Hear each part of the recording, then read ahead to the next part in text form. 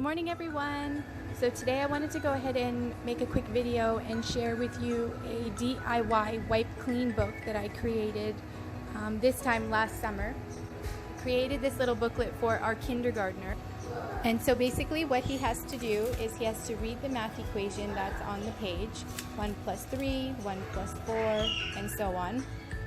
And using the popsicle sticks, he has to show me what 1 plus 1 or 1 plus 2 actually looks like. I created this book so that he wouldn't be only memorizing math equations. And so I bought the materials for this all at our local dollar store, and I believe this booklet is called a presentation binder.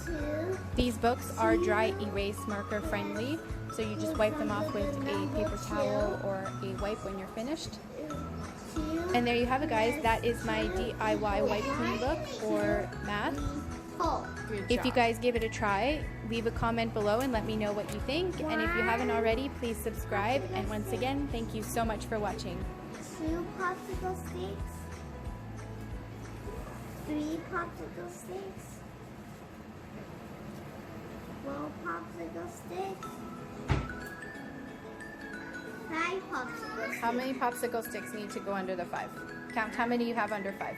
Under the 5. Under the 5.